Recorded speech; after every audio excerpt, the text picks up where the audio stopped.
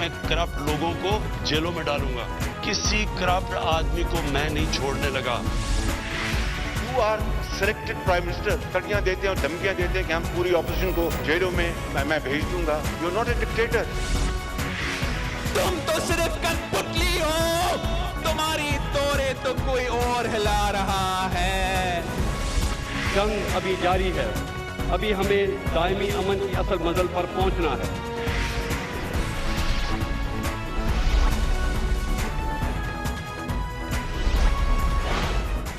अस्सलाम वालेकुम, मैं हूं कामरान खान। कल शब से लेके अब तक आलमी मीडिया में जिस खबर का राज है, जिसका सिर्फ जिक्र है, वो है कल रात बैरूत में होने वाला वो धमाका, जिसने न सिर्फ पूरे लबनान को बल्कि मशरिक़ वस्ता को, बल्कि उसकी आवाज़ पूरी दुनिया में सुनाई गई। गो कि इसकी जो फिज़िकल आवाज़ थी, जो धमाके की आवाज़ थी, वो भी सैकड़ों मील दूर तक सुनाई गई।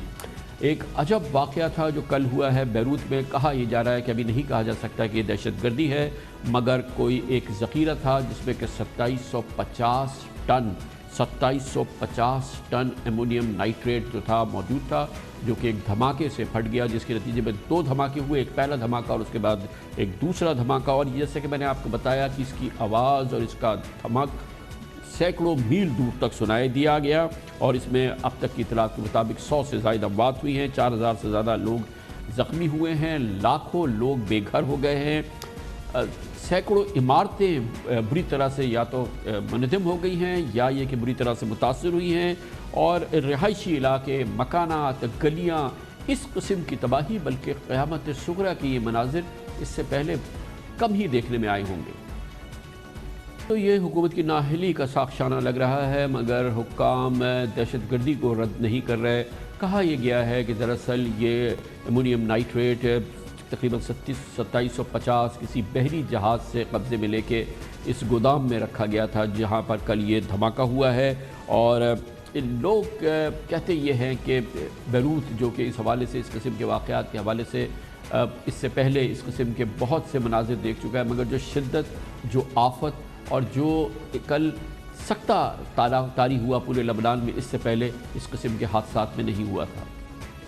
कल होने वाली इस तबाही और बर्बादी के चश्मदीद गवाह रहे। हमारे साथ मौजूद हैं जनाब उमर वड़ाइच, डिप्टी डायरेक्टर हैं south Asia for amnesty international, Beirut में थे और बराह रास्त मुतासर भी हुए इस पूरे धमाके में। बहुत बहुत शुक्रिया उमर वड़ाइच साहब, आपने हमें ज्वाइन किया है। आपने बराह रास्त इसको फ़ील किया, बराह रास्त आपने उन लोगों में शामिल हैं, लाखों हज़ारों लोगों में जिन्होंने इसका ब्रंट सहा। ज़रा बताइए ना कि इमीडिएटली हुआ क्या था, कैसे ये सारी चीज़ सामने आई आपके? शुक्रिया कामरान खान साहब। तकरीबन 6 बजे शाम के यहाँ पे एक काफ़ी ऐसे एक आवाज़ आई जैसे कोई फाइटर जेट जो है अपना साउंड बैरियर नहीं तोड़ता, उस किस्म की शिद्दत के साथ, जो आपने खुद रिपोर्ट किया है सुसाइड बॉम्बिंग्स को, मैंने भी, तो इस तरह की आवाज़ से हम फेमिलियर होते हैं। तो मैं समझा कि शायद इस तरह कोई जहाज़ शायद गुजरा है। यहाँ पे काफ़ी अफवाहें चल रही थी कि इजरायली फिर रहे हैं यहाँ पे कि नहीं। तो उसके फिर 30 सेकंड बाद एक दूसरा इंतहाई शिद्दत के साथ धमाका हुआ, जिसका आप मैं सोच ही नहीं सकता, जिसके करीब मैंने खुद जो पाकिस्तान में वाक़यात देखे हैं उसके करीब ही नहीं आते, जिससे हर शीशा टूट गया, हर दरवाज़ा उड़ गया, हर कोई जो चीज़ थी मेरे फ्लैट में जिधर मैं रहाइशगाह में जो थी वो एक कोने से उड़ के दूसरे कोने तक पहुंच गई। तो अल्लाह का फजल करम है कि मैं कैसे बच गया, मैं नहीं जानता, बस अल्लाह की मर्जी, अल्हम्दुलिल्लाह। बाहर निकले तो लोग ज़ख्मी, खून उनके सर से, उनके बाजुओं से, उनकी टांगों पे, एम्बुलेंसेस हर तरफ गुजर रही, लोग फिर इकट्ठे हो गए। एक जो चीज़ आप देखेंगे यहाँ पे बैरूत में, लोगों ने एक दूसरे का साथ दिया है। हर बंदे ने किसी ज़ख्मी की मदद की है, कोई पानी लेकर गया है, कोई किसी ने कहीं से किधर के उठा के गया है। लोग जो अब उनके अपने घर खो गए हैं, दूसरों को जो है ना किसी और जगह दी है। تو اس طرح ہی ہے آج. وڑائی صاحب آپ کا جو یہ اپارٹمنٹ کمپلیکس ہے جس بلڈنگ میں آپ تھے کتنی دور ہے اس مقام سے جہاں پر یہ ایکسپلوژن ہوا تھا؟ 1 میل. کتنا رفلی فاصلہ ہوگا؟ 1 میل. 1 میل. اچھا ویسا یہ بتائیے گا کہا تو یہ گیا ہے کہ یہ وہ جگہ ہے جہاں پہ یہ ڈمپ تھا ایکسپلوسیو امونیم نائٹریٹ 2750 ٹن، اور پھر حکام نے یہ بتایا ہے کہ اسے کسی جہاز سے 2014 سے سیز کیا گیا تھا، یہاں پہ رکھا گیا تھا. پریٹی مسٹیریس یہ سارا، اور اس کو ہم ایکسیڈنٹ کہیں یہ کافی مشکل عمل ہے نا، کیونکہ بیروت اور پھر وہاں کے حالات اور پھر یہ اتنا بڑا ڈمپ ایکسپلوسیو کا، یہ سب کچھ ابھی بھی بہت ہی اس میں کئی سوالات انآنسرڈ ہیں. بہت سوالات انآنسرڈ ہیں. اس میں کئی سوال اٹھتے ہیں کہ یہ ڈمپ یہاں پہ کیوں تھا، اتنا خوفناک خطرناک ڈمپ آپ بالکل شہر کے قریب اپنے کیپٹل کے قریب رکھیں گے، اور اتنے سالوں سے لوگ کہنے کہ 6-7 سالوں سے ادھر تھا. اور پھر یہ بھی کہا جاتا ہے کہ لوگوں نے، ایکسپرٹس نے کہا تھا کہ اس کو یہاں سے آپ ہٹائیں، یہ بہت خطرناک چیز ہے، اور پھر بھی نہیں ہوا. اور پھر یہ بھی سوال اٹھتا ہے کہ اگر یہ وہاں پہ بیٹھا رہا تھا اتنے سال تو یہ کل کیسے پھٹا، اس کی کیا وجہ ہے؟ کسی کو پتا تھا اس کا؟ کسی نے اس کو اگنائٹ کیا ہے؟ یہ سارے سوال اب اٹھتے ہیں. اب پر یہ ایک ٹریجڈی آئی ہے کامران خان صاحب amongst many other tragedies جو یہاں پہ لبنان میں ہیں. یہاں پہ معاشری، یہاں پہ جو اکانومی ہے اس کی کوئی حال نہیں ہے.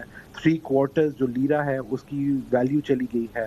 لوگ پہلے سے بھوکے پھر رہے تھے، 15 گھنٹے بجلی نہیں آتی تھی.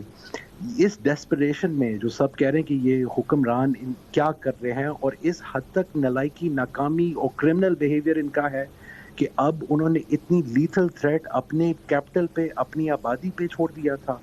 تو یہاں پہ ابھی اس وقت جو سوگ تھا وہ اب غصہ بن رہا ہے. بہت شکریہ جناب عمر وڑائچ ہمارے ساتھ موجود تھے، بیروت میں موجود تھے، 1 میل دور تھے جہاں پر یہ ایکسپلوژن ہوا ہے، اور آپ نے عمر وڑائچ صاحب سے سنا کہ کیا تباہی اور آفت اور قیامت کے مناظر تھے جو بیروت میں نظر آئے.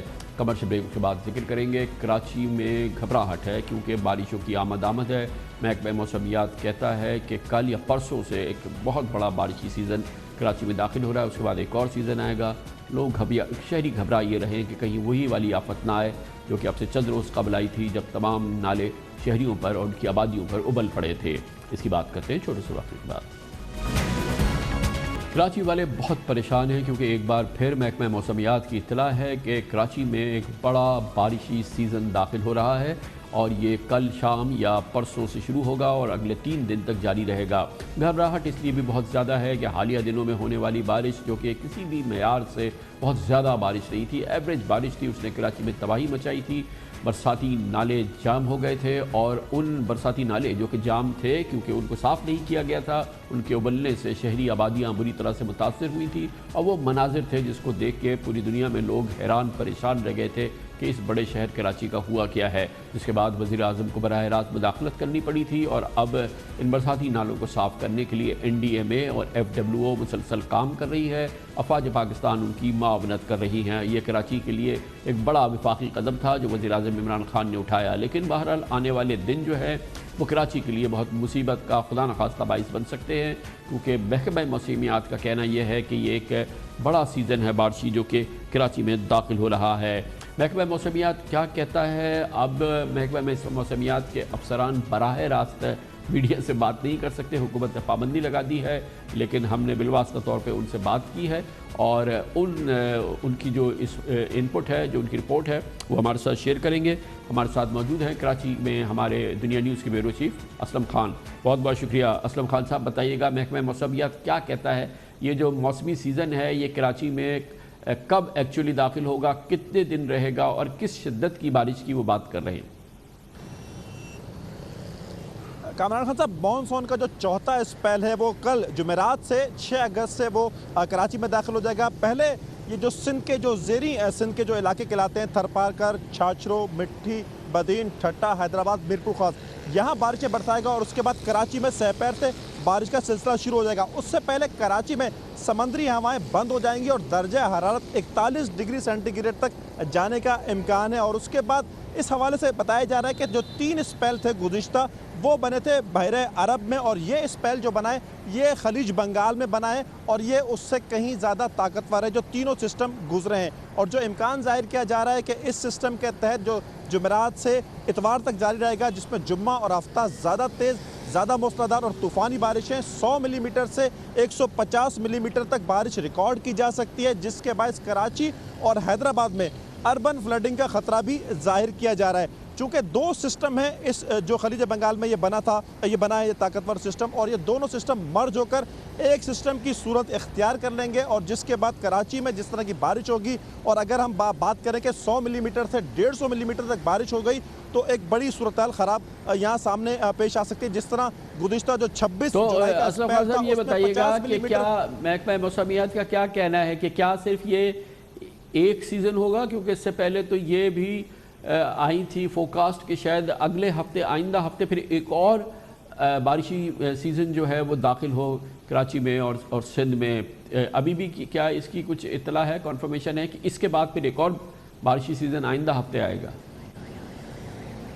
जी ऐसा ही है कि आइंदा भी बारिश का सिस्टम आएगा, और अगस्त में मज़ीद 1 से 2 सिस्टम आ सकते हैं। और कामरान खान साहब, गुज़िश्ता साल सितंबर तक मॉनसून का सिलसिला चला था, और इस बार तो यही कहा जा रहा था कि 20% ज़ायद बारिश होंगी। तो ना सिर्फ ये कि ये 100 और 150 मिलीमीटर बारिश होगी, बल्कि इसके बाद 1 से 2 स्पेल मज़ीद भी हो सकते हैं। लेकिन ये सिस्टम खलीज बंगाल में बना है, ज़्यादा ताकतवर है, तो ज़्यादा तबाही पहुंचा सकता है कराची को, ज़्यादा एक अर्बन फ्लडिंग का ख़तरा पेश आ सकता है। गो के जो हुकूमती इदारे हैं उन्होंने एमरजेंसी भी नाफिज कर दी है, इजलास भी हुए हैं, लेकिन उसके नताइज कितने होंगे? NDMA ने नालों की सफाई भी शुरू कर दी है, कुछ ज़्यादा तेज़ी से काम भी किया जा रहा है, लेकिन जो इसके नताइज होंगे वो कल या परसों सामने आ जाएंगे कि अगर ज़्यादा बारिशें होती हैं तो क्या सूरत हाल होगी शहर में। जी हाँ साहब, ये बताइए, सबसे अहम बात ये है कि जो हमारे इदारे हैं NDMA, FWO, जो वफाकी इदारे वज़ीर आज़म ने यहाँ भेजे, और ये बहुत ही कलीदी काम कर रहे हैं नालों की सफाई का। आपके पस मंज़र में भी हम कुछ एक्टिविटी देख रहे हैं। ये क्या इस वक्त तक इसका क्या स्टेज है, कितना काम अब तक हुआ है? ज़ाहिर है कि सिर्फ 2 दिन हुए हैं काम होते हुए। ये देखिए 3 बड़े नाले जिन पर भरपूर काम हुआ है, और हम कह सकते हैं कि वो इलाके इस बार इतनी बारिश में मुतासर नहीं होंगे। ज़िला बस्ती में 5 पॉइंट्स से जिन पर खासा काम हुआ है। हैदरी का इलाका है, जहांगीराबाद का इलाका है, कैफ़े प्याला, मूसा कॉलोनी समेत 5 मुकामात ऐसे थे जहाँ पर बहुत ज़्यादा फोकस किया गया। इसी तरह मवाज कोट जो ज़िला गरबी में आता है वहाँ फोकस किया गया था, उसकी सूरत भी कुछ बेहतरी देखने में आ रही है। इसी तरह अगर हम कोरंगी की बात करें तो जो कोरंगी का जो मेन जो CBM नाला था उसकी सफाई का भी काम किया गया है। यहाँ पर भी अब कुछ इलाकों में हमने ये देखा है कि जो सिंध गवर्नमेंट के इदारे भी हैं, जो दीगर इदारे भी हैं, वो भी कुछ काम करते हुए नजर आ रहे हैं। जो चौकिंग पॉइंट्स की हम बात कर रहे थे खान साहब, कि जो NDMA को ये भी कहा गया FWO को कि जो शारा फैसल पर जो मुख्तलिफ चौकिंग पॉइंट्स हैं उसको भी खोला जाए, ताकि बरसाती पानी यहाँ पर इसी मुकाम पर बहुत ज़्यादा सूरत हाल ख़राब हो जाती है, वो पानी ठहरने ना पाए। तो वो सूरत हाल भी हम देख रहे हैं कि उसके भी जो चौकिंग पॉइंट्स है वो उनका काम भी बहुत तेज़ी के साथ किया जा रहा है कि वो वहाँ पर पानी की जो बहुत शुक्रिया। और जो फोरकास्ट है, जो महकमा मौसमियात का कहना है, वो बारिश उससे 2 गुना ज़्यादा है जो कि पिछले चंद दिनों में हमने कराची में देखी, और जिसने कि बेपनाह तबाही मचाई कराची में, क्योंकि हुकूमत सिंध ने नालों की सफाई का अमल नहीं किया था, और उसके बाद इन आबादियों को इस उबलते हुए नालों के रहमो करम पर छोड़ दिया गया, और आपने देखा कि उसने क़यामत सुग़रा का मंजर था वो कई इलाकों में बपा किया था। कमर्शियल ब्रेक उसके बाद जिक्र करेंगे। कोरोना के बाद पूरी दुनिया कुछ अब कोरोना की बाद की दुनिया में दाखिल हो रही है, और स्पोर्ट्स के हवाले से क्रिकेट की शान और क्रिकेट की बहार वापस आ रही है। और फ़िलहाल तमाशाइयों के बगैर, मगर पाकिस्तान की टीम इंग्लैंड में है, जहाँ पर आज इंग्लैंड के ख़िलाफ़ उसकी टेस्ट सीरीज़ का बाकायदा आगाज़ हो गया। बहुत ही खुशगवार लम्हात हैं, तमाशाई नहीं है, लेकिन लाखों क्रिकेट के शायकीन इसको टेलीविज़न पे बराह रास्त देख रहे हैं। इसकी बात करते हैं छोटे से वक्त के बाद। Welcome back. अल्हम्दुलिल्लाह पाकिस्तान में कोरोना के बादल तो बहुत ही तेज़ी से छटे हैं, मगर दुनिया भर में, ख़ासतौर पे यूरोप वगैरह में कोरोना के बादल भी बहुत ही तेज़ी से छट रहे हैं। और इसी माहौल के अंदर अब हिम्मत हो रही है कि स्पोर्ट्स की दुनिया को दोबारा आबाद किया जाए, और इसके लिए बहुत ही भरपूर अंदाज में इब्तिदा हुई है। दुनिया भर में एक्टिविटीज़ शुरू हुई हैं। तमाशाइयों से तो स्टेडियम भरे हुए नहीं हैं, लेकिन बड़े बड़े टूर्नामेंट्स हुए हैं। पाकिस्तान के हवाले से बड़ी दिलचस्प खबर है, इंग्लैंड पहुंची हुई है पाकिस्तान की टीम। तकरीबन 1.5-2 महीने की क्वारंटीन के बाद आज उसकी टेस्ट सीरीज़ का आगाज़ हो गया है।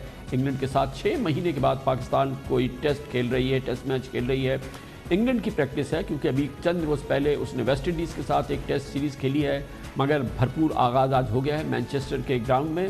اور یہ پاکستانی کے کرکٹ شائقین کے لیے, دنیا کے کرکٹ شائقین کے لیے بہت ہی خوشگوار لمحات ہیں. کیونکہ شائقین اسٹیڈیم میں تو موجود نہیں ہیں مگر بڑی تعداد میں ٹیلی ویژن اسکرینز پہ یہ مناظر دیکھ رہے ہیں. انجوائے کریں کرکٹ کو بھی, اور ماشاءاللہ کرونا پاکستان سے دور ہوا ہے اس کو بھی. کمرشل بریک, اس دوران نیوز ہیڈ لائن دیکھیں, جس کے بعد ہم اپنے پروگرام کے باقی حصے کے ساتھ واپس آتے ہیں. جدید دور کی جدید جنگیں ملکوں کے درمیان پہلے کی طرح سے ٹینکوں اور توپوں سے نہیں لڑی جاتی, بلکہ یہ جنگیں شروع ہو جاتی ہیں, ان کا اعلان نہیں ہوتا اور یہ بھرپور انداز میں لڑی جا رہی ہوتی ہیں. اور دشمن جس ملک پر حملہ آور ہوتا ہے وہاں کے ایک عام آدمی کو وہ جنگ ہوتی بھی نظر نہیں آتی, مگر دشمن ٹارگٹ ملک کی صفوں میں چلا جاتا ہے, آبادیوں میں داخل ہو جاتا ہے, معاشروں میں صلاحیت کر جاتا ہے اور پھر اندر سے دشمن ملک کو کھوکھلا کر دیتا ہے. اور آج کے زمانے میں اس کا بھرپور استعمال ہوتا ہے. توپوں, اس جنگ میں توپوں اور ٹینکوں کا نہیں بلکہ سوشل میڈیا اور میڈیا کے ذریعے یہ جنگیں لڑی جاتی ہیں. اس وقت بھی یہ جنگیں لڑی جا رہی ہیں. دنیا کے دشمن ممالک کے درمیان پاکستان پر حملہ آور ہے بھارت کی خفیہ ایجنسی را, اور اس جنگ کو 5th جنریشن وارفیئر کا نام دیا جاتا ہے. یعنی کہ دشمن کی صفوں میں داخل ہوا جائے اور دشمن ممالک کے اندر, آبادی کے اندر مایوسی, نا امیدی کو پھیلایا جائے, گلوم ڈوم کی تھیوریز کو پھیلایا جائے, بتایا جائے کہ ملک تباہ ہو رہا ہے, برباد ہو رہا ہے. اور پھر اس کا سب سے بڑا ٹارگٹ ہے ان ملکوں کی جو ایک گریوٹی ہوتی ہے, یعنی کہ جو گریوٹی ہوتی ہے جہاں سے کہ جو کہ اس ملکوں کے ستون ہوتے ہیں, جس میں کہ ہمارے جیسے ملک پاکستان اور دنیا کے تمام ملکوں میں افواج کا ایک بڑا قریبی کردار ہوتا ہے, اس کو ٹارگٹ کیا جاتا ہے. اور ٹارگٹ کرنے کے لیے جنگی انداز میں حملے نہیں کیے جاتے بلکہ سوشل میڈیا اور میڈیا کے ذریعے افواج کا, اور جیسا کہ اس وقت ہو رہا ہے بھارت کی خفیہ ایجنسی را, مودی کے ایجنٹ سوشل میڈیا کے ذریعے افواج کے بارے میں من مانی اور من گھڑت نفرت انگیز مواد پھیلاتے ہیں.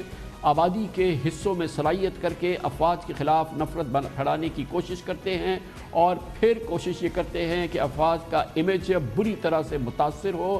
پاکستان میں بالکل یہی کھیل کھیلا جا رہا ہے, کھل کے کھیلا جا رہا ہے. ہمارے اپنے پاکستانیوں کو استعمال کیا جا رہا ہے ملک کے اندر اور ملک کے باہر. اور اس کے علاوہ را کے حوالے سے اس بارے میں ہمارے پاس انتہائی مسلمہ اطلاع موجود ہے کہ کروڑوں ڈالرز کے بجٹ سے باقاعدہ پورے نیٹ ورکس کام کر رہے ہیں جو پاکستان کے اندر بے چینی پھیلاتے ہیں, افراتفری پھیلاتے ہیں, افواج کے امیج کو خراب کرتے ہیں, انٹیلیجنس ایجنسیز کے خلاف نفرت پھیلاتے ہیں. وہ انٹیلیجنس ایجنسیز جو کہ ان پر حملہ آور ہوتی ہیں, ان کو پتہ ہوتا ہے کہ یہ انٹیلیجنس ایجنسیز دراصل ملک کی ہراول دستہ ہے, پاکستان کی سیکیورٹی کی ضامن ہیں, یا فوج پاکستان کی سیکیورٹی کی ضامن ہے, تو پاکستان کو کمزور کرنے کے لیے, زیر کرنے کے لیے سب سے پہلے افواج کو اور انٹیلیجنس ایجنسیز کو زیر کیا جائے.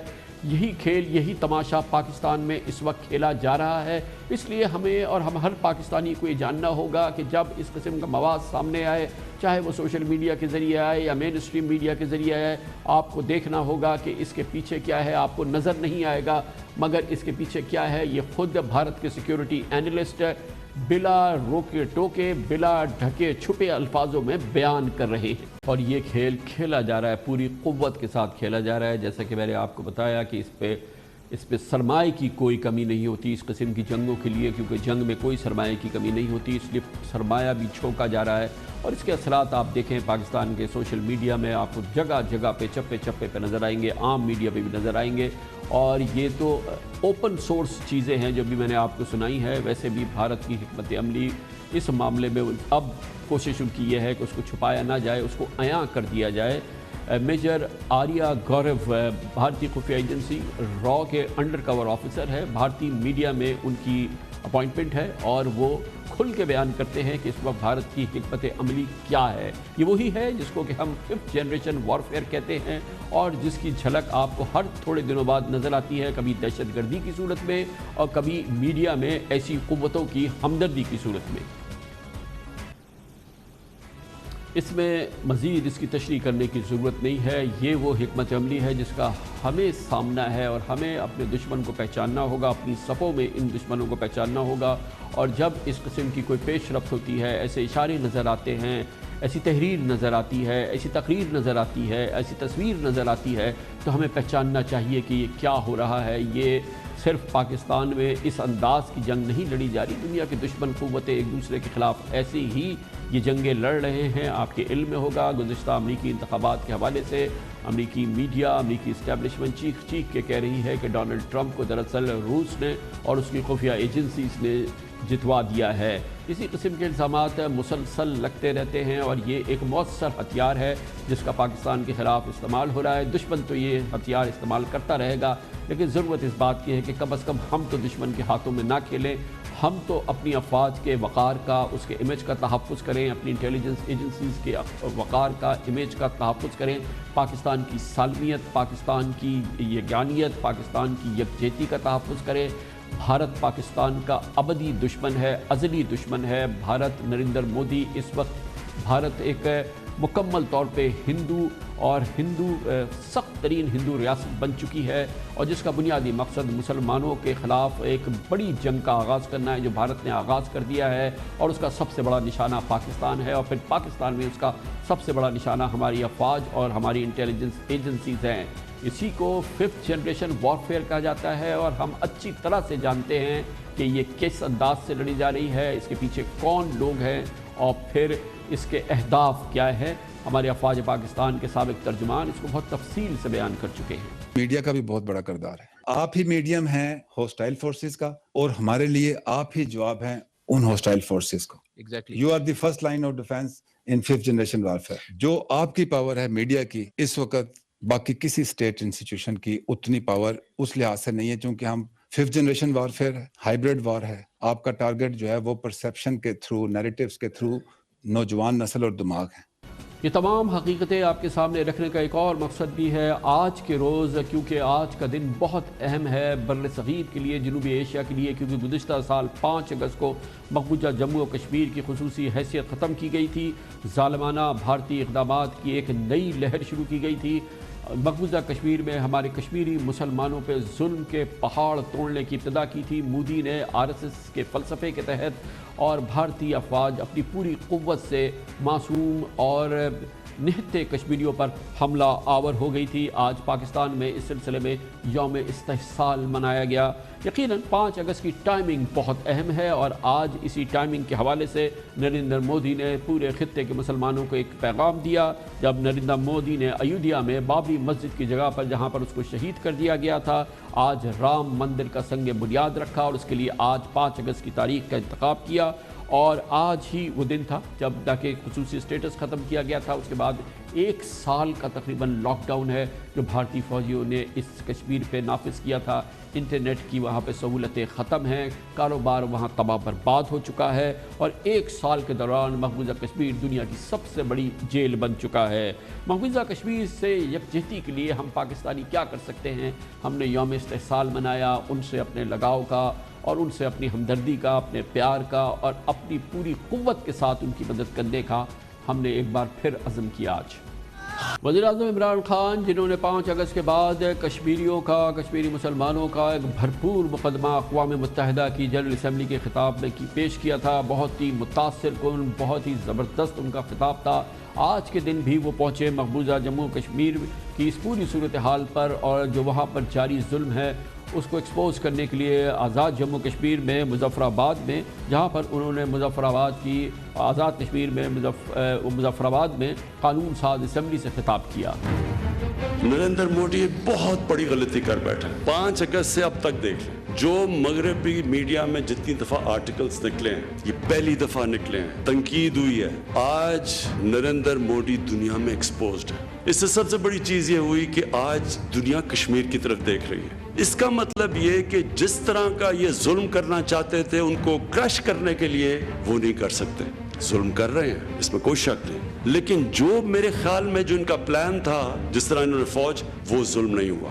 कश्मीरियों की स्पिरिट नहीं वो तोड़ सके, जो एक चौथी मेन असम्पशन थी कि वो हाथ खड़े कर देंगे। मैं ये समझता हूँ कि ये अब हालात बिगड़ते जाएंगे हिंदुस्तान के। मैं नहीं समझता कि उनके लिए अब वो खुद फंस गए हैं, वो अब यहाँ से पीछे हटते हैं तो कश्मीर आज़ाद हो जाता है। वो कितनी देर इस तरह रखेंगे, सारी दुनिया देख रही है। फंस गए हैं, नरेंद्र मोदी एक कदम उठा के हिंदुस्तान में, इसका अब सिर्फ एक ही नतीजा होगा और इंशाल्लाह कश्मीर आज़ाद होगा। इस वक्त भारत में जुनून परस्त हिंदू जहनियत इक़्तिदार में है और उसकी बड़ी अक्कासी आज हुई है जब नरेंद्र मोदी ने राम मंदिर की तामीर का आगाज़ किया। आज की तारीख, आज के दिन उस मकाम पर जहाँ पर बाबरी मस्जिद थी और इस तरह से अपना वो घनाउना चेहरा दुनिया के सामने बेनकाब किया और बाकायदा आज बरमला ऐलान कर दिया नरेंद्र मोदी ने, भारत ने, कि वो एक कट्टर हिंदू रियासत बन चुकी है। सेकुलर वगैरह की बातें हवा में। शुरू होने वाला आज ही 5 अगस्त को शुरू होने वाला भारतीय जुल्म बर्बरियत का ये दौर एक साल कैसा गुजरा वादी में, कैसा गुजरा कश्मीरी मुसलमानों के लिए, इसको जानने के लिए हमने आज भरपूर कोशिश की कि हम मकबूजा जम्मू कश्मीर से श्रीनगर से ये व्यू हासिल करें। आज इस पूरे दिन की तगोदौ के बाद हमें उसका एक व्यू मिला है। हमारे साथ मौजूद हैं श्रीनगर में BBC के कॉरेस्पॉन्डेंट रियाज मसरूर, उनसे हमने आज दिन में ये रिकॉर्ड किया है, उनसे तासुरात जाने हैं। रियाज मसरूर साहब, ये बताइए कि ये साल गुजरा कैसे, जो 5 अगस्त को जुल्म बर्बरियत शुरू हुई थी, जब कश्मीरियों की तमाम खुसूसी हैसियत को छीन लिया गया था, उससे लेके अब तक ये वाला 5 अगस्त आ गया है, ये साल कैसे गुजरा? देखें, एक साल इस सूरत हाल को हुआ है और 3 तारीख को ही 2 रोज़ा कर्फ्यू का ऐलान किया गया था और कहा गया था कि खुफिया इतलात मिली हैं, यहाँ तकरीबी कार्रवाइयाँ हो सकती हैं, मुजाहरे हो सकते हैं। तो कल चूँकि 4 तारीख थी और कल ही कई भारतीय सहाफ़ियों को सरकारी एजाज़ के साथ यहाँ दौरे पे लाया गया था। तो कल एक अचानक दूसरा ऐलान किया गया कि अब वो खतरा टल गया है, तो इसलिए कर्फ्यू नहीं होगा 5 तारीख को, यानी आज। तो आज जब हम बाहर निकले, दौरा किया पूरे शहर का, कई जिलों का, तो उस हुक्मनामे में बताया गया था कि कोरोना वायरस की वजह से लॉकडाउन जारी रहेगा लेकिन कर्फ्यू नहीं होगा। लेकिन तमाम शाहराहों पर कांटेदार तारें बिछाई गई हैं, बैरिकेड्स खड़े किए गए हैं और किसी भी इलाके को जाने वाली सीधी सड़क जो है उस पे जाने की इजाज़त नहीं है। तो इस वजह से लोग घरों में महसूर से हैं और कर्फ्यू न होने के बावजूद भी सड़कों और बाजारों में कर्फ्यू जैसी सूरत हाल है। और ये एक साल जो है पूरा गैर यकीनी की नज़र हो गया। सियासत तो हाशिए पे है ही, लेकिन बड़ी तादाद में। साहब, ये बताइए कि आखिर ये साल जो गुजरा है ये आम कश्मीरी मुसलमानों के लिए ये तो जुल्म और जबर का एक साल है पूरा। अब शहरियों का क्या हाल है, आम कश्मीरियों की क्या कैफियत है? लेकिन जाहिर है जब ये वाक़या हुआ 5 अगस्त 2019 को, उससे पहले ही 3 साल तक कशीदगी थी। यानी 2016 में जब बुरहान वानी हलाक किए गए अपने साथियों समेत, वो सोशल मीडिया की वजह से नहायत मकबूल मुसल्लह कमांडर थे। उसके साथ ही उसके रद्दअमल में यहाँ एक पूरी अवामी तहरीक छिड़ गई। उसके बाद जब 2019 में दूसरी मरतबा बीजेपी की हुकूमत आई, तो चंद ही हफ्तों के अंदर अंदर अगस्त में, जून में हुकूमत का क़याम अमल में आया और 2 माह बाद 5 हुआ गिरफ्तारियों का। और हुकूमत हिंद ने उसके नतीजे में ये तो बताइए ना कि ये जो 70-80 लाख कश्मीरी मुसलमान हैं, इनके रोजगार का, इनके माश का, इनके कारोबार का क्या हाल है इस वक्त? जी देखिए, जिंदगियों पे इस कॉन्फ्लिक्ट के जो असरात पड़ते हैं वो मुझे लगता है कि मीडिया में उसकी मंजरकशी करना या उसकी तफसील बताना नामुमकिन भी है, क्योंकि लोग मैनेज कर रहे हैं, वक्फों में लोग जिंदगी गुजार रहे हैं। क्योंकि बड़ी तादाद यहाँ सरकारी मुलाजमीन की है, जम्मू कश्मीर में 4.5 लाख से ज़्यादा लोग सरकारी मुलाजिम हैं, बस उनकी रोजी रोटी चलती है। बाकी जो जम्मू कश्मीर की आबादी तो 1.25 करोड़ है, लेकिन कश्मीर और जम्मू में मुस्लिम अक्सरियती इलाकों की आबादी को मिलाइए तो 80-82 लाख की आबादी है जो इस कॉन्फ्लिक्ट से मुतासिर होती है। और उनकी बड़ी तादाद जो है उनका रोजगार और उनकी मईशत जो है ज़राअत के साथ वाबस्ता है या बागबानी के साथ वाबस्ता है।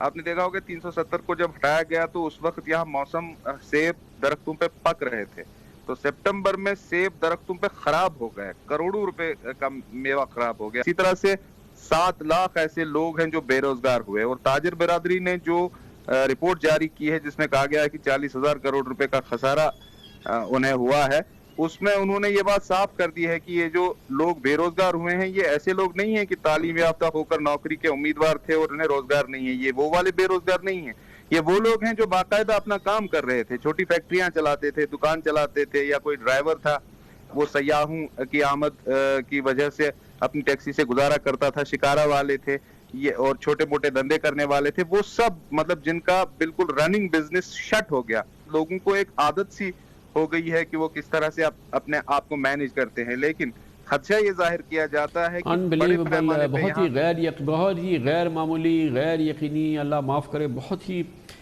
यकीनन इसका असर तो होगा, ये आहें कहीं ना कहीं पहुँचेंगी। मज़ाहमती तहरीक का इस वक्त क्या हाल रहा इस दौरान, जो एक बड़ी मौसर मज़ाहमती तहरीक है कश्मीर के अंदर, आज़ादी की तहरीक?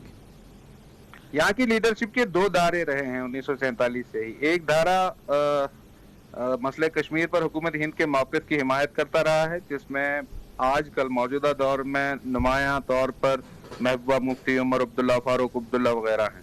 और दूसरा लीडरशिप का धारा वो है जो पाकिस्तान के मौक़िफ़ की हिमायत करता रहा है, यानी हक़ खुद इरादत की हिमायत करता रहा है। उसे आप हुर्रियत कॉन्फ्रेंस कहते हैं अब पिछले 30 साल से, जिसमें सईद अली गिलानी है, मीरवैज़ उमर फारूक, यासीन मलिक। ये जो दूसरा तबका है लीडरशिप का, जिसे यहाँ अवामी सतह पर मज़ाहमती क़यादत भी कहते हैं, उसकी बड़ी तादाद, कोई 95% से ज्यादा लोग वो जेलों में है। यासीन मलिक, नईम खान, शबीर शाह, मसरत आलम, आसिया अंद्राबी, ये सब लोग जेलों में हैं। और सईद अली गिलानी निहायत अलील हैं, 90 से ज्यादा उनकी उम्र है और काफी अलील है, और वो खुद हुर्रियत कॉन्फ्रेंस से अलहदा हो चुके हैं कई जाती वजूहात की बिना पर, अंदरूनी इख्तलाफात की वजह से। तो इसलिए एक वैक्यूम सा है उस लेवल पर भी। और मीरवैज़ उमर फारूक अपने घर में नजरबंद हैं और वो मोहतात तरीके पर खामोश भी हैं, वो कोई रद्दमल जाहिर नहीं करते हैं या उन्हें करने नहीं दिया जा रहा है। इस बारे में भी कोई बात साफ तौर पर सामने नहीं आ रही है। लेकिन बहुत बहुत शुक्रिया रियाज मसरूर। ऑब्वियसली जाहिर है कि जो मज़ाहमती तहरीक है वो तो अवामी तहरीक है, और ये जिन शख्सियात का आपने नाम लिया यकीनन ये तो एक सियासी तहरीक का हिस्सा हैं। मगर बहरहाल जिस जुल्म की दास्तान आपने बयान की है, मंजरकशी की है, उस पर बहुत बहुत शुक्रिया।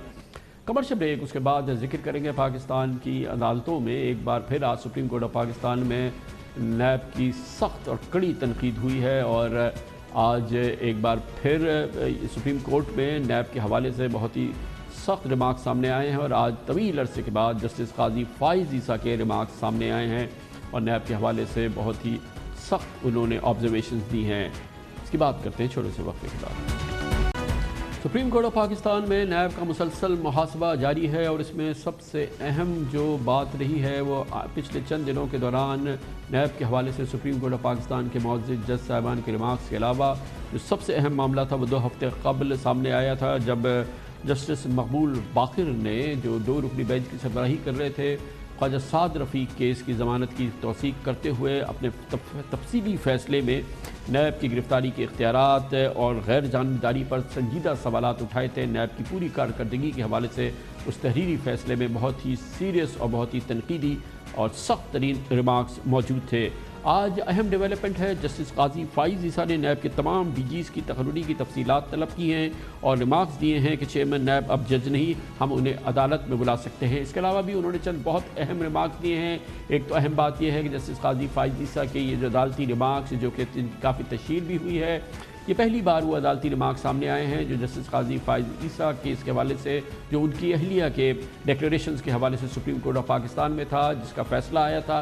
उसके बाद पहली बार जस्टिस काजी फाइज़ ईसा के ये अदालती रिमार्क्स सामने आए हैं, क्योंकि ये नैब के मुताल्लिक़ा एक केस था, उसमें जज साहब के रिमार्क्स हैं। मगर इसमें अहमियत की बात यह है कि इसमें नैब के डीजीज़ के हवाले से बात की गई है, जो कि तहकीकाती ऑफिसर्स हैं, कलीदी केसेस के जो मेगा करप्शन के केसेस हो रहे हैं, जिसमें सबसे इंपॉर्टेंट केस जाली बैंक अकाउंट और मनी लॉन्ड्रिंग केसेस हैं, जिनका के ताल्लुक़ पाकिस्तान पीपल्स पार्टी की लीडरशिप के साथ है, और ये बहुत ही इंपॉर्टेंट, बहुत ही कलीदी केसेस हैं। आज जस्टिस काजी फाइज़ ईसा की नैब की कारकर्दगी के हवाले से और नैब के मजमूई सूरत हाल के हवाले से, और जिसमें कुछ मुल्क का सियासी जो कैफियत है उस हवाले से भी रिमार्क्स मौजूद हैं, बहुत ही इंपॉर्टेंट रहे। सुप्रीम कोर्ट में आज जस्टिस मुशीर आलम और जस्टिस कादी फाइज ईसा ने नैब का अफसर बनकर फ्रॉड करने वाले मुलजिम की जमानत की दरख्वास्त पर समाअत की।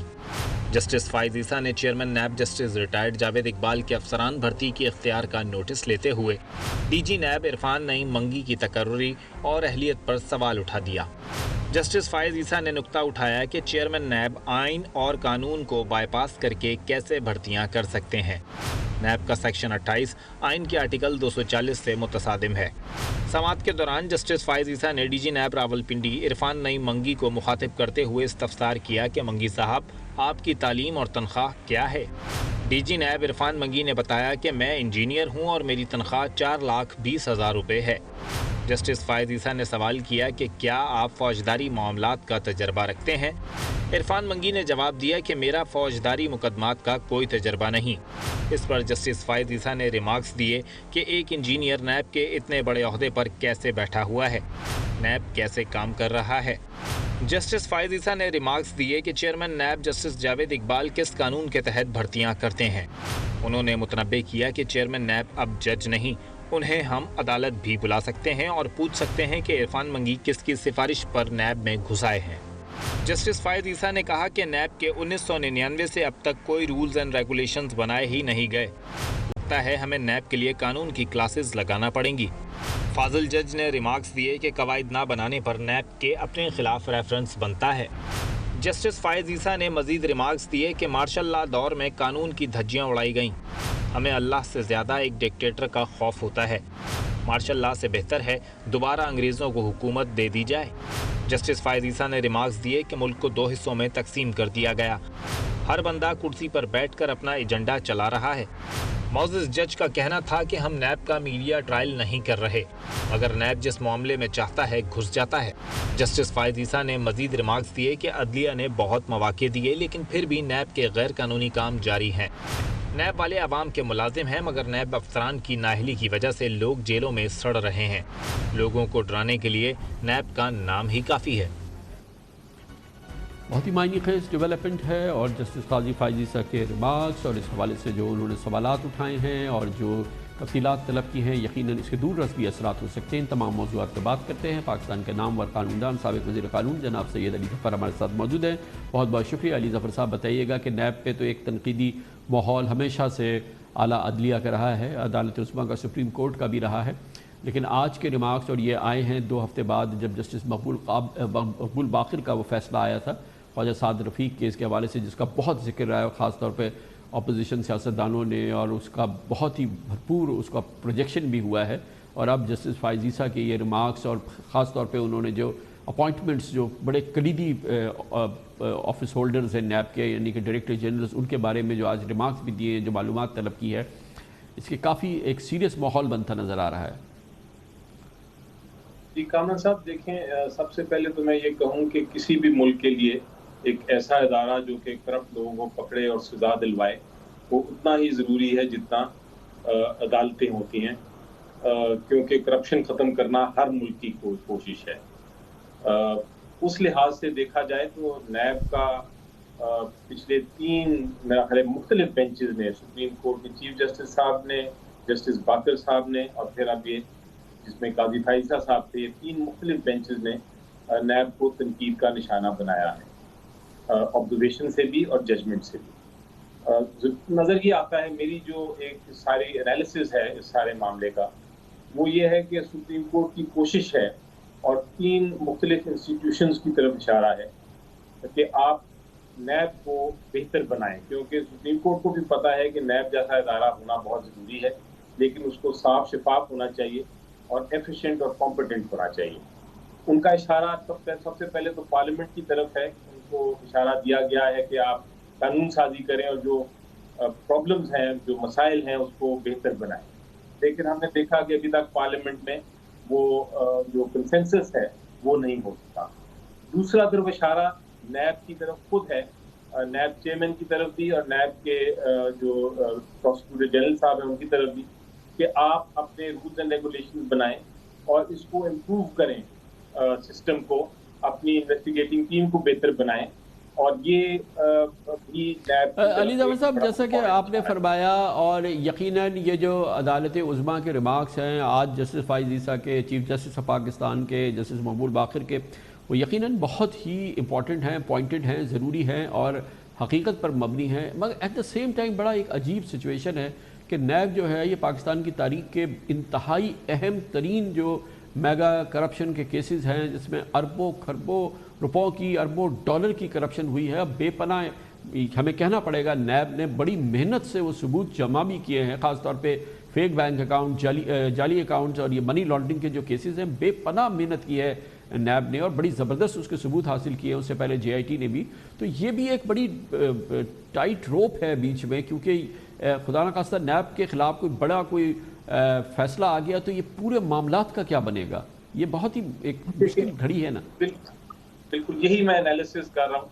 تیسری طرف حکومت کی طرف بھی کہا گیا تھا کہ آپ عدالتیں بڑھائیں اکاؤنٹیبلٹی کی. تو سپریم کورٹ کی کاوش یہ ہے، میں خیال کوشش کر رہی ہے سپریم کورٹ کہ یہ نیب کو بہتر ایک امپروو کیا جائے اسٹینڈرڈ، تاکہ جو کرپشن کے کیسز ہیں وہ اپنی اینڈ تک پہنچیں. ان کا ہرگز یہ میرا خیال ہے، میں کم از کم اس میں یقین کرتا ہوں کہ سپریم کورٹ کا ہرگز یہ انٹینشن نہیں، یہ ارادہ نہیں کہ نیب کو کسی طرح ان کا میڈیا ٹرائل کیا جائے یا ان کو ایک کی ریپوٹیشن خراب کی جائے نیب کی، کیونکہ اگر وہ ہو گئی تو پھر پورا کرپشن کا معاملہ ختم ہو جائے گا. کوشش یہ ہے کہ کسی نہ کسی طرح بہتری ہو.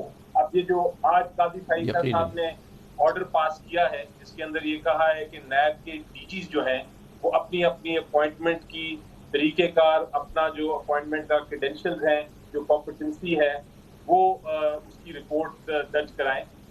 یہ اس لیے ہے کیونکہ جو ڈی جی نیب ہیں تو وہ ایک طرح اپنے صوبوں کی انویسٹیگیشن کے انچارج ہیں، یعنی جو اسلام آباد میں بیسڈ ہیں یا لاہور میں بیسڈ ہیں ڈی جی یا کراچی میں بیسڈ ہیں، جتنے معاملات کراچی سندھ کے یا پنجاب کے یا نیشنل لیول پہ ہوتے ہیں وہ ڈی جیز کے نیچے آتے ہیں اور پھر جا کے اوپر چیئرمین کے پاس پہنچتے ہیں.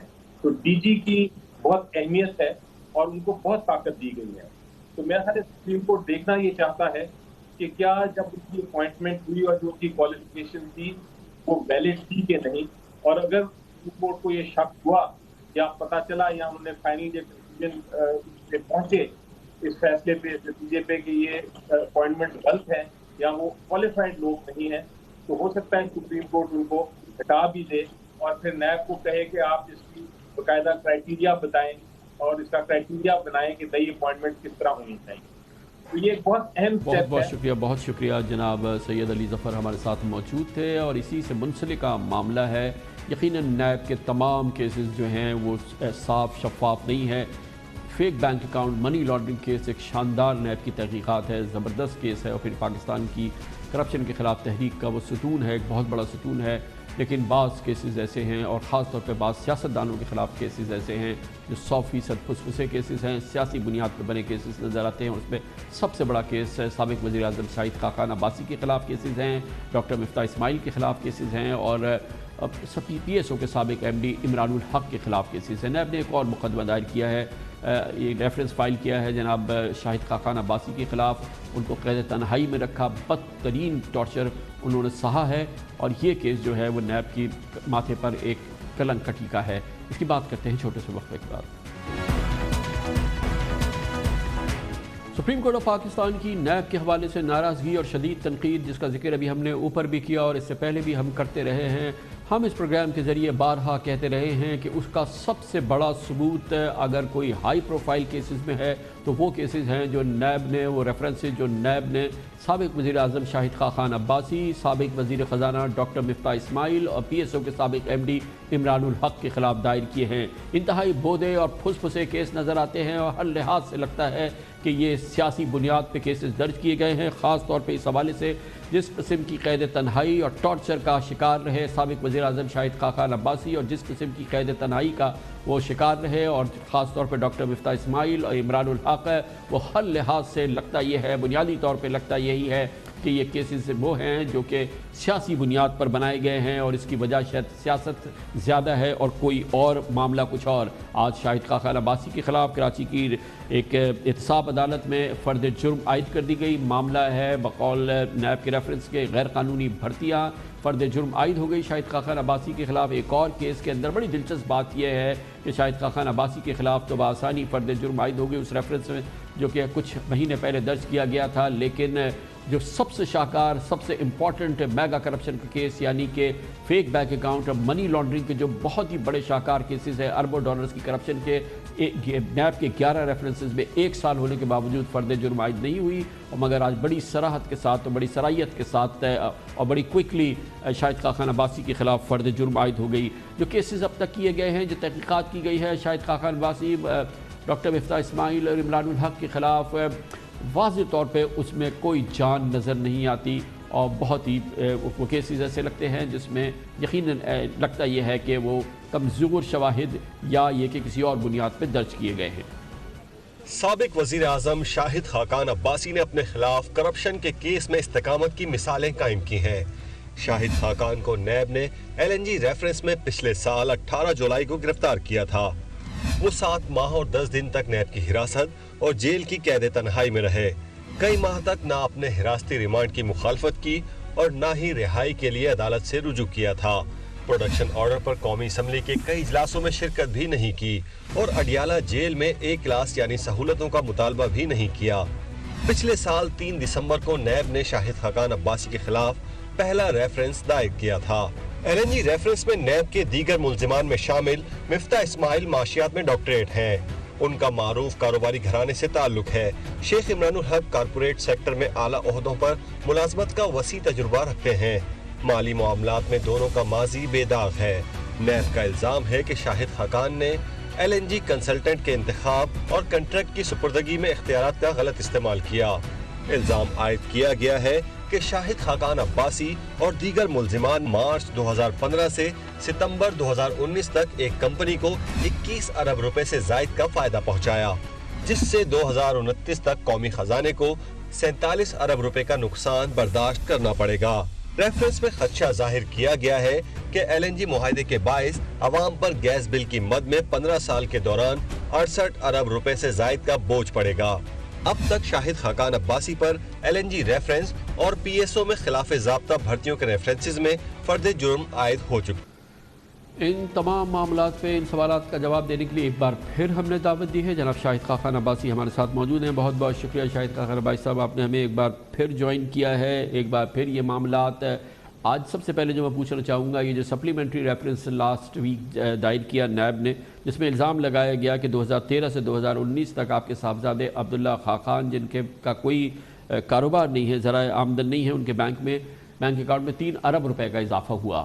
یہ کیا معاملہ ہے؟ یہ سراسر جھوٹ ہے، اور کیا معاملہ ہے؟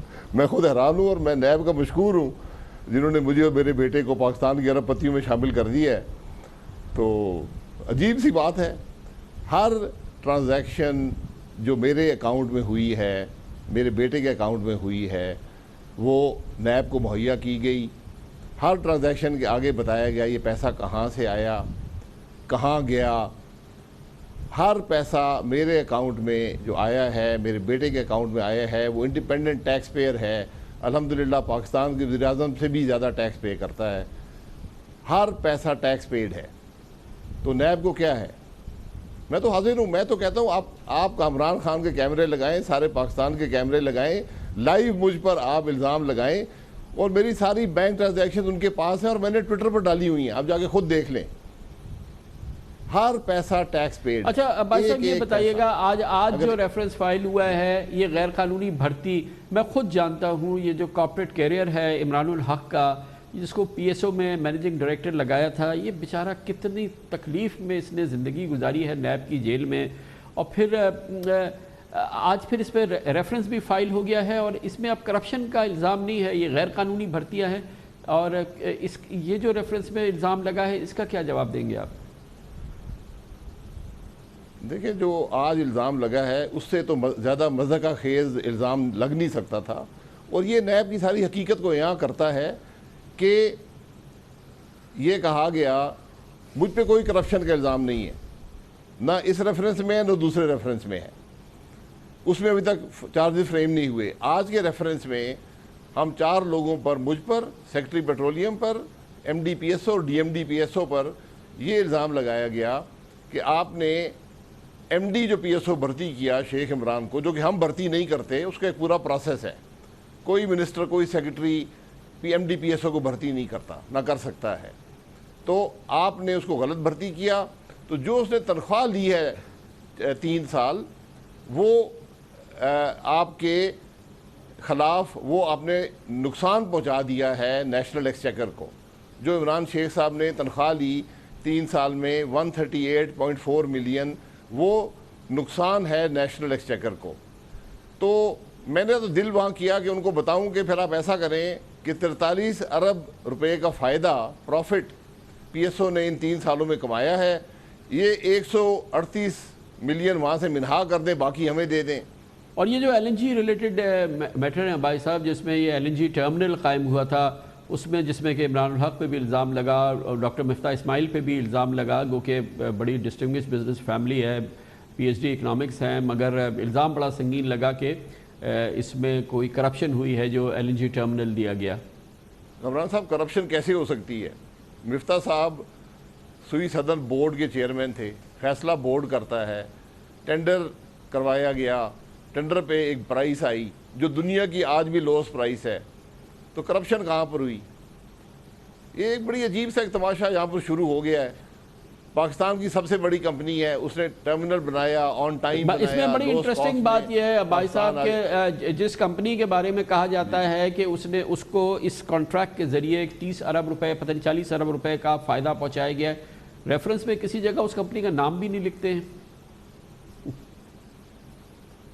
نہیں، 30 ارب کا فائدہ کیسے ہو سکتا ہے؟ دیکھیں، آپ ٹینڈر کرتے ہیں کہ تم ایک ٹرمینل لگاؤ، میں وہاں سے ری گیسیفائی کروں گا ایل این جی کو، اور میں آپ کو اتنے پیسے ادا کروں گا پر M M B T U, اور یہ آپ کی کیپیسٹی چارجز ہوں گے۔ وہ بڈ کرتا ہے، اگر آپ کو قبول ہے آپ اوارڈ کر دیتے ہیں، نہیں قبول ہے تو نہیں کرتے۔ ہماری جو بڈ آئی تھی وہ دنیا میں لوسٹ ہے، اب اس میں جھگڑا کیا ہے؟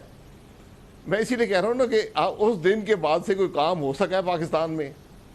آج 2 سال ہو گئے، آپ یہاں سن رہے ہوں گے ٹرمینل لگ رہے ہیں، فلانا ہو رہا ہے، ایک پیسے کا کام نہیں ہو سکا۔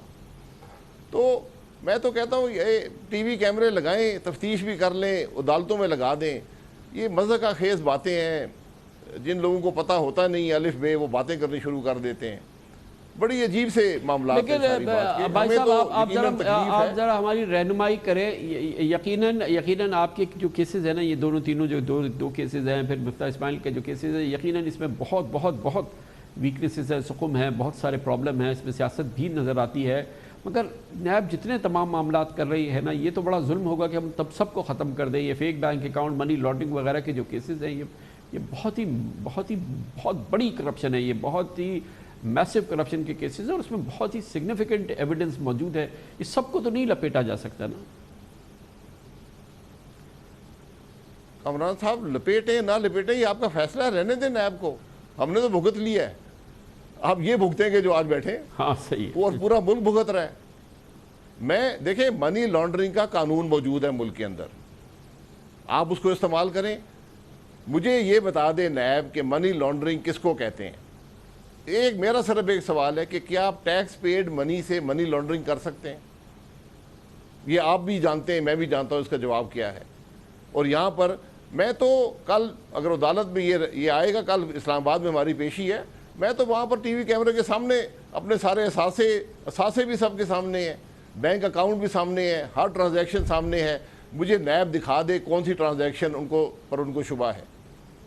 میرا الحمدللہ پورا فائنینشیل ٹرانزیکشن جو ہیں آج کی نہیں 35 سال کی ان کے حوالے کی ہیں، اور میں نے کہا ایک ٹرانزیکشن بتا دے جو غلط ہو، جو ٹیکس پیڈ نہ ہو، میں قصوروار ہوں۔ اور میں پھر کہوں گا کہ چیئرمین نیب بھی بتا دے اور ملک کا وزیر اعظم بھی بتا دے۔ ملک کا وزیر اعظم وہ آدمی ہے جو خود ایمنسٹی لے کر اپنے پیسے چھپا کر بیٹھا ہوا ہے۔ تو یہ آج جو چور ہیں وہ دوسروں کو چور کہتے ہیں، बहुत बहुत शुक्रिया शाहिद खाकान अब्बासी हमारे साथ मौजूद है एक बार फिर। वो मामला जिसका हम मुसलसल इस प्रोग्राम में अब से नहीं कई सालों से जिक्र कर रहे हैं कि ये बहुत वीक केसेस हैं, ये वीक इल्ज़ामात हैं, इसमें बहुत ही बड़े बड़े गैप्स हमें नज़र आते रहे हैं। इसके साथ ही हमारे आज के प्रोग्राम का अख्ताम होता है। कल आपसे फिर मुलाकात होगी इंशाअल्लाह। कल तक के लिए कामरान खान को इजाज़त। अल्लाह हाफ़िज़ Nasir. Hi, it's Sayyeda Shanaz here. Thank you for watching Dunia News. For more videos and updates, don't forget to click the subscribe button. Keep watching Dunia News.